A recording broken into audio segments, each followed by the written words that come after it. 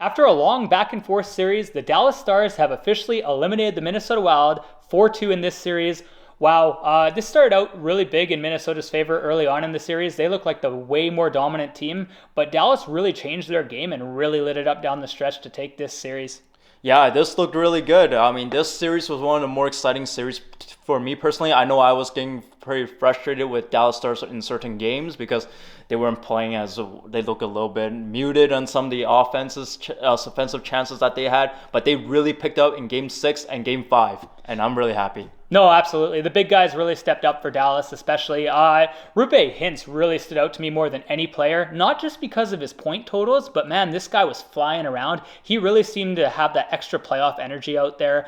This guy was in control of the puck. He was good shorthanded. He was good on the power play. He really dictated this offense for the Dallas Stars. Oh, he was the hard carry for the offense for this team, no questions asked. And the other player that really stood out in Dallas Stars is the goaltender, Ottinger. Oh, unbelievable. Yeah. He became playoff otter again, and we saw what that was like last year. Last year against Calgary, we saw this guy for the first time in the playoffs, and he looked unreal, and he has followed up tremendously this year against the Wild.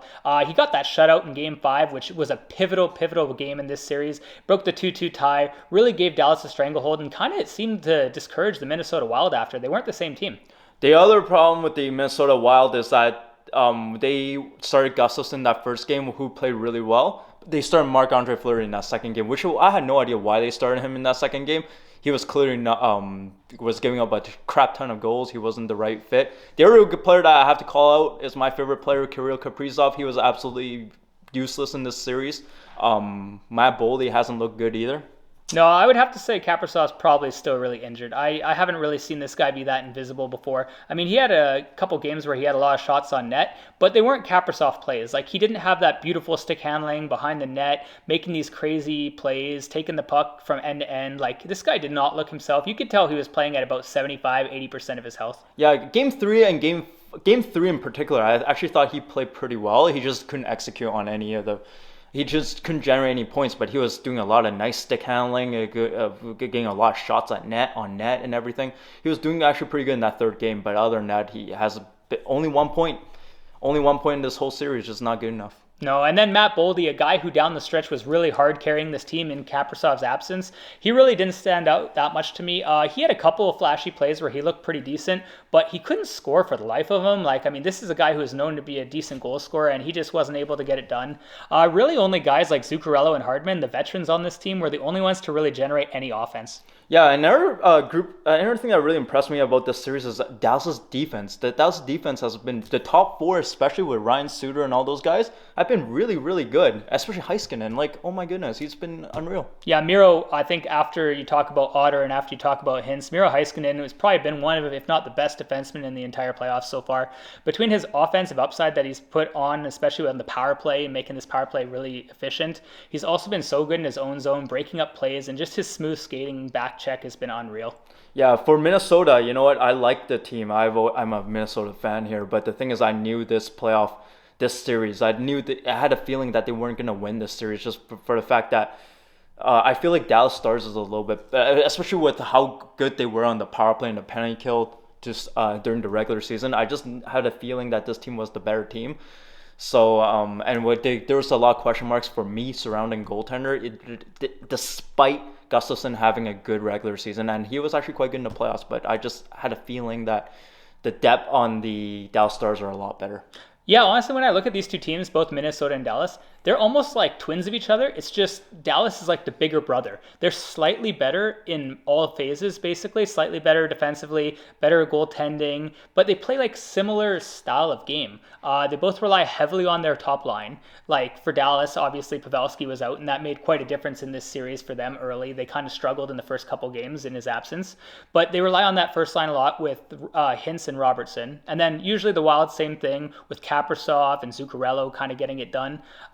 But really, Ottinger was just a little bit better than Gustafsson this series, and that ended up being a big difference. Along with the power play, I will say Dallas's power play was on fire in this series, and it really dictated a lot. Yeah, because when it's not like the last series we reviewed about, like with the Carolina series. The New York Islanders couldn't execute on a power play at all. But this was not the case with Dallas Stars. Dallas Stars, every time they had a power play, they had a good shot, and there's a good chance that they were going to score on that power play. The other scorer, they created a lot of chances out there, which was definitely good.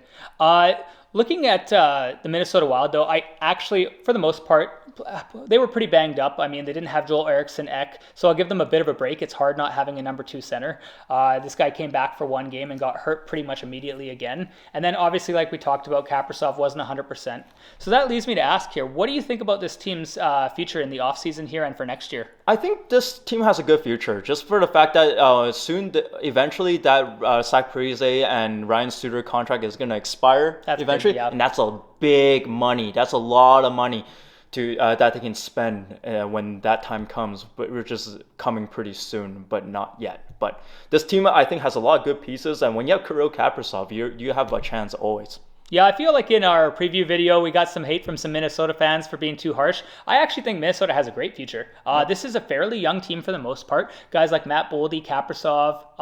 They got some other good upcoming kids in the AHL right now. Like Marco Rossi will eventually be a very good player. He's taking a little longer than people expected, but he's going to be a solid player for you guys. And I do think once that money comes in and you have that money to spend after those contracts do expire, this team is a very good team for the future. And Gustafsson has showed he's a pretty solid goaltender. But we all know it's going to be Wallstedt's net in the future. In like 3 years. Yeah, but this Minnesota team, I'm a big fan. I like this team a lot. And you know what? They thrive on big players. Marcus Foligno, and all these big players that they have, power forwards, grinders on the bottom half of the roster. I like it.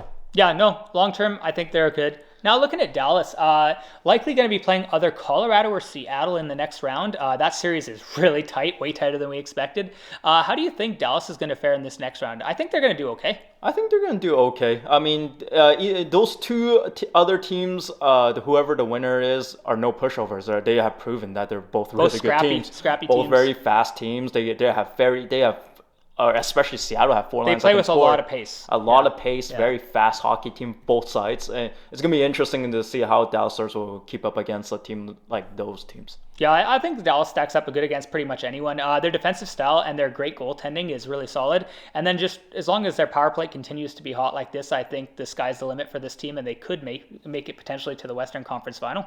But we'll talk more about that in our round 2 playoff previews. We'll save it for then. But we'll talk to you guys later, and have a nice day. Take care, guys. Bye.